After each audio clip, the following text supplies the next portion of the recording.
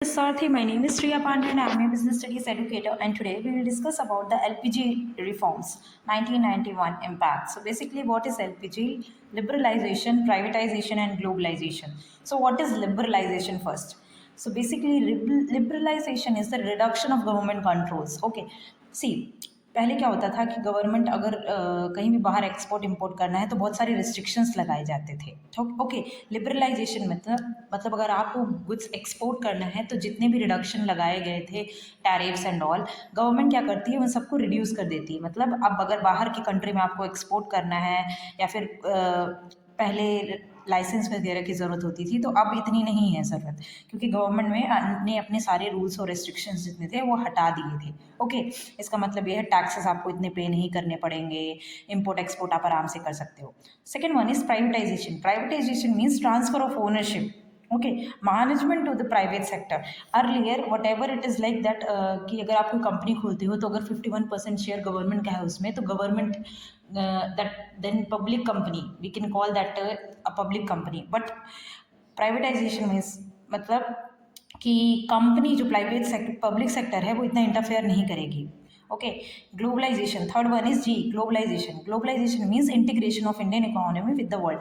Means जो पूरी दुनिया है हम उसको एक मार्केट मानेंगे और कोई भी कहीं भी गुड्स खरीद बेच सकता है। मीन्स बाहर के कंट्रीज से भी आप गुड्स खरीद सकते हो। जैसे मुझे चाइना के प्रोडक्ट्स पसंद हैं, या मुझे जापान के प्रोडक्ट्स पसंद है, या फिर मुझे अमेरिका के प्रोडक्ट्स पसंद है, तो मैं खरीद सकती हूँ। मतलब हम पूरे वर्ल्ड को एक इकोनॉमी, एक मार्केट मानते हैं और कोई भी कहीं भी गुड्स को इम्पोर्ट एक्सपोर्ट कर सकता है। ठीक है। Now impact of LPG reforms on India business. अब जो एलपीजी हुआ उससे इंडियन बिजनेस को कैसे इम्पैक्ट पड़ा, उस पर कैसे इफेक्ट हुआ। सबसे पहले इंक्रीज कंपटीशन। सी, लिबरलाइजेशन हट गया, रिडक्शन ऑफ टैक्सेस हो गया, कोई टैक्सेस नहीं है तो कंपटीशन बढ़ गया। अब मतलब फॉरेन कंपनीज भी आ रही है, तो entry of private and foreign companies, end of monopoly of public sector. पहले ऐसे क्या था, monopoly, monopoly mean single authority. Okay. अब end of monopoly of public sector. Business force to improve quality, efficiency and price. क्योंकि बहुत सारा competition है। अगर बिजनेस क्वालिटी नहीं बढ़ाएंगे, एफिशिएंसी नहीं लाएंगे और प्राइसेस में प्राइसेस मॉडरेट नहीं रखेंगे तो उनका लॉस है। इम्पैक्ट क्या हुआ, survival of only efficient firms. जो सच में अपने ऊपर ध्यान देंगी उन्हीं फर्म्स का वो ही सर्वाइव कर पाएंगी मार्केट में। Second one is freedom to start expand business. दूसरा इम्पैक्ट ये पड़ा है कि दूसरा इम्पैक्ट ये है freedom to start and expand business. Now अगर आप यहाँ पे इंडिया में आपका कोई बिजनेस है तो आप फॉरेन कंट्रीज में भी अगर अपना बिजनेस स्टार्ट करना चाहते हो तो आप कर सकते हो। लाइसेंसिंग भी मिलेगी ज़्यादा, बहुत सारी। पहले हर चीज़ों के लिए आपको लाइसेंसिंग की ज़रूरत पड़ती थी, तो वो तो हटा दिया था गवर्नमेंट ने।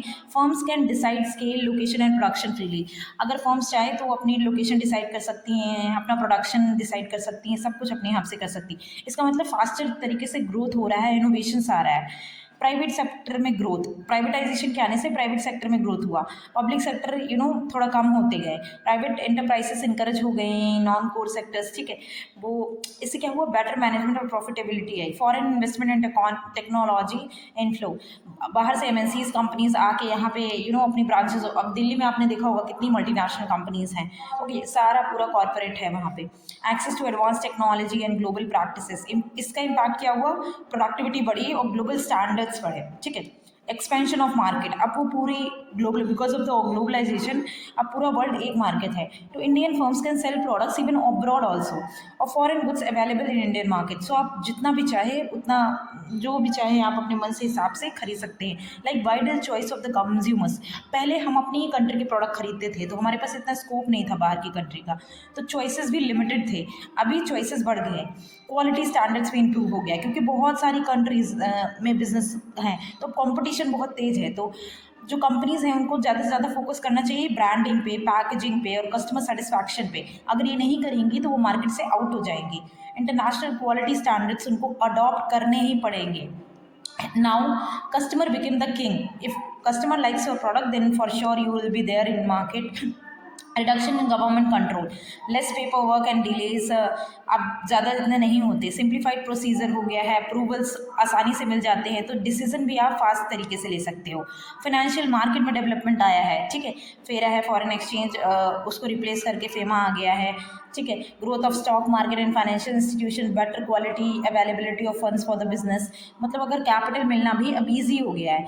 बट इसका इम्पैक्ट जो स्मॉल स्केल इंडस्ट्रीज में था वो कई हद तक सही भी है, कई हद तक नहीं। अपॉर्चुनिटीज़ में अगर देखें तो modern technology, small scale industries है, उनको भी एक्सपोर्ट अपॉर्चुनिटीज़ मिली। बट चैलेंज क्या है? Intense competition from large firms and MNCs also आ गई हैं कॉम्पिटिशन में, तो कॉम्पिटिशन उनका बढ़ गया है, तो उनको नीड टू बी, जो स्मॉल स्केल वाली कंपनी है उनको भी मॉडर्नाइज होना पड़ेगा। Okay, so shift from seller market to buyer. Earlier traditional market हमारा क्या था? हम सेलर ओरिएंटेड थे, मतलब कंपनी कोई भी प्रोडक्ट बना सकती है, कुछ भी बेच सकती है, कस्टमर्स लेना पड़ेगा। बट नाउ बायर्स मार्केट है। बायर्स मार्केट मीन्स अगर कस्टमर सेटिस्फाइड नहीं है तो कस्टमर प्रोडक्ट नहीं लेगा, कस्टमर के पास चार और लोग हैं जो वही प्रोडक्ट बेच रहे हैं अच्छी क्वालिटी में, अच्छे प्रोडक्ट, अच्छे प्राइसेस में। सो कस्टमर के पास चॉइसेस है, तो ये मार्केट बायर सेलर्स मार्केट नहीं है, बायर्स मार्केट है। सो कंपनीज को फोकस करना पड़ेगा एफिशिएंसी पे, इनोवेशन और कस्टमर फोकस पे। अगर वो नहीं करेंगे तो वो मार्केट से आउट हो जाएंगे। नेगेटिव इम्पैक्ट्स क्या हुआ इन एलपीजी का? सो बेसिकली कंपटीशन बढ़ा, ऑफ कोर्स स्मॉल बिजनेसेस पे ज़्यादा प्रेशर आया, इनकम इनइक्वालिटी बढ़ गई। So that's all for today. I hope you understood this video, and if you have any queries related to LPG, you can ask freely in comment section. Thank you for watching this video. Stay tuned for the next video and do subscribe my channel.